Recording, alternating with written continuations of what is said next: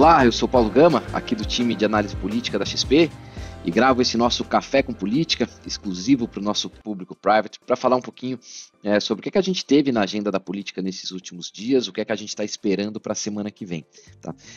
A inflação continua sendo a temática principal, ali a balizar as ações tanto do Congresso quanto do governo, e a gente teve alguns avanços relevantes ali nas políticas que o governo apresentou para tentar mitigar os efeitos das altas de preços, principalmente nos combustíveis e na energia elétrica. Tá? A gente teve na semana o governo anunciando a apresentação de duas propostas de emenda à Constituição que vão se somar ao projeto de lei complementar que já estava em discussão pelo Legislativo, aprovado na Câmara dos Deputados, agora em tramitação no Senado Federal. Tá? O pacote, de maneira geral, ele busca atacar a alta dos preços reduzindo tributos. Tá?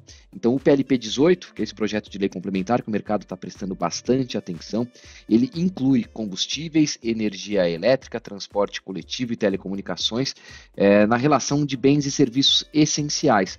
E como tais, eles não podem ter a alíquota de ICMS cobrada pelos estados, além da alíquota geral, que varia de 17% a 18% a depender do estado.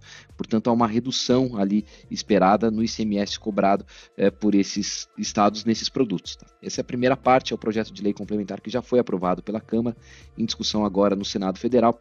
A gente tem a expectativa de que ele seja votado no início da próxima semana. Houve a apresentação do texto final pelo Senado no final dessa semana agora, com promessa de votação na segunda-feira já. Tá? O texto tem alguns elementos ali que foram ajustados em relação ao texto da Câmara. O principal deles é que ele é um pouco mais generoso com os estados na compensação que o governo federal vai oferecer a eles para fazer essa redução.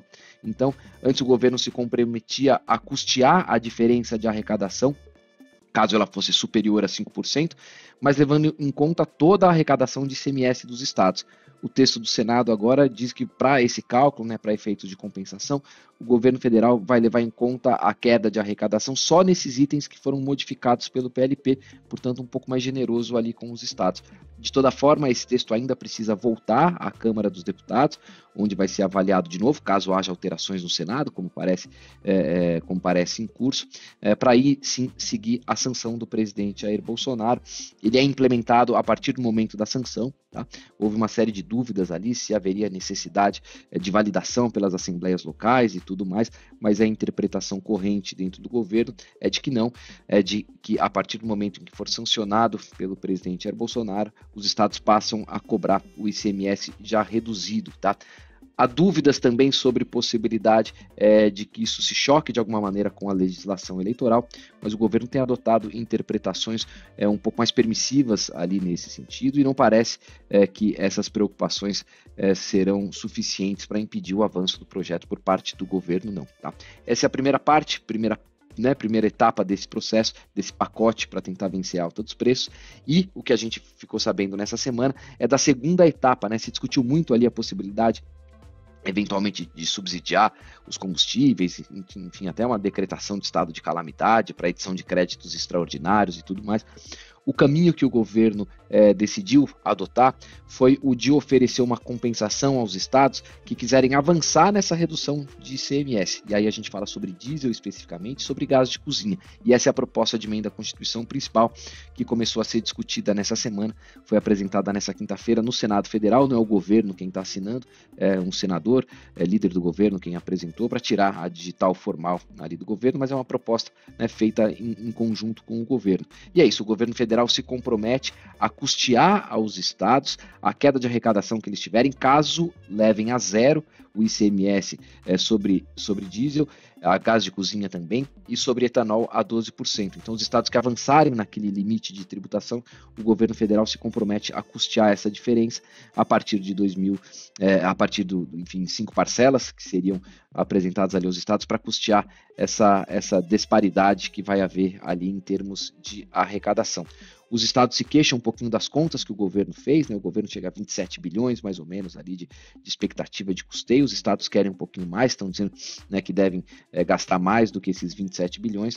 Deve haver algum tipo de conversa para ver a possibilidade de ajustar esses valores, mas nossa cabeça também para essa proposta de emenda à Constituição é que há, sim, interesse tanto do governo quanto dos senadores, que vão começar a discussão, quanto dos deputados, para fazer avançar esse texto. E uma vez que os estados já terão chegado ali ao limite em que eles sofrem a queda de arrecadação, também não tem porquê, enfim, essa segunda etapa seria uma etapa quase que natural ali a partir da aprovação do PLP também.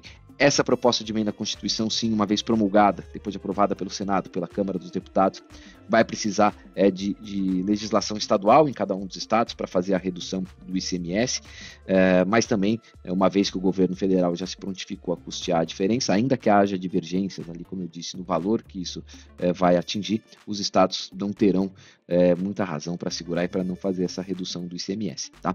Há uma outra PEC em discussão, que trata da competitividade do etanol em relação à gasolina, né? Uma vez que você está reduzindo a tributação sobre gasolina, o etanol perderia a competitividade. Há uma proposta de emenda à Constituição que também vai ser discutida nesse conjunto, nesse pacote, que reduz, que torna claro ali, que torna constitucional o diferencial de competitividade do etanol, faz parte desse projeto todo, desse pacote.